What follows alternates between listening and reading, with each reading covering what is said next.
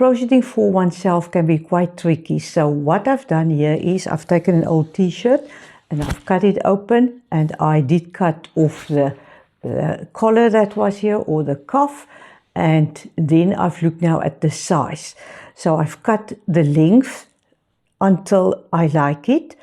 A t-shirt can hang out when I wear the cardi. I don't mind that. So the t-shirts can be longer. In fact, I think I'm still going to go maybe for the cardi slightly shorter, then with the ribbing.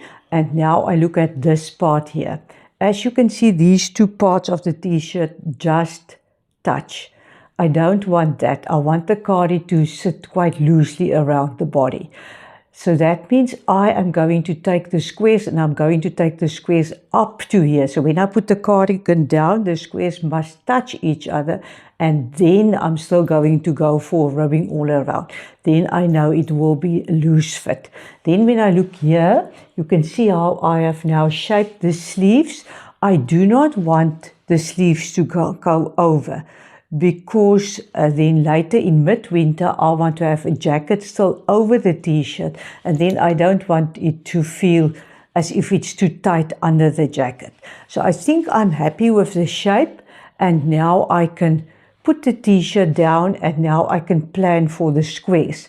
The color of the squares, I'm going to wear it with denims, so there must be a denim color in, and then a white color, because I like to also wear white t-shirts, and then I will now maybe take two other colors, that at least it's colorful. The back can be just one color. Let us see. Color choices are always hard, but because I knew with what I wanted to wear the sleeveless vest, I have decided on this double gold. As you can see, I've used it at some stage and then pulled out. So it's a L gold double. It is a double knit, and then this is also gold, that is rose color, and then this is a charity yarn, also a double knit, and then Starcraft, also a double knit. This color is actually called denim. So there it says denim. Now, although they are all double knits, they are not all exactly the same thickness. To my opinion, I can feel it when I crochet with it. So I've used a number 5 for these 3 colors. But for the yellow, I've actually went down to a 3.5, because this double knit of the charity is quite thick. And also I wanted to go for a bigger hook size than the recommended hook size. I want it to be more soft feeling and more flowy. Okay, so let us crochet the first square. With the phone here in my right hand, I can show you how far I am. You need 9 full squares for each front, and then you need 2 half squares for each front. You can see here that it matches the side seam, and this side it's also matching, coming to the middle. Remember, I did say in the intro I want it to be a bit wider, so it's going to work out perfectly, because I want to go still around with the blue once more before I do the ribbings, and then the front will be up to there. When we look at the bottom, I did also indicate that I probably want it a bit shorter, and that's going to work out also fine. Let us hold thumbs, because if I do another round of blue and then do the ribbing, this is how long it will be.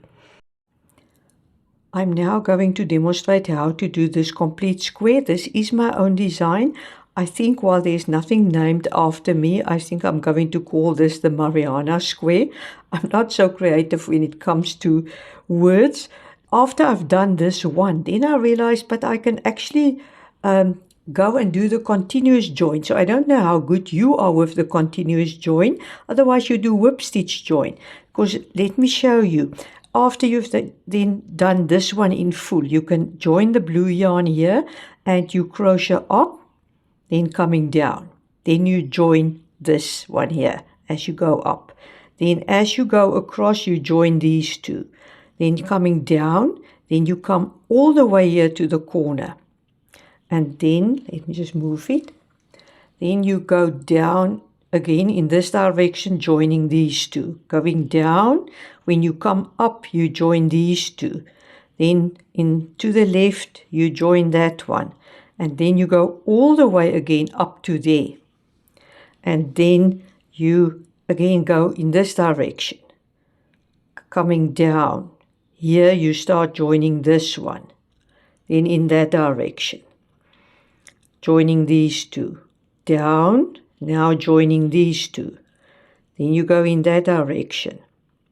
And then all the way up to the right. And now you go to the left again. Same story, down and like that. Follow this order. That means at the end, you just have one yarn end to work away, or the two yarn ends, the one that you started with and the one that you end with, although at this place here, you're not going to cut the yarn because you're going to go for one more round. I didn't now show that, but you're going to go for one more round. So let us now crochet a full square and half a square.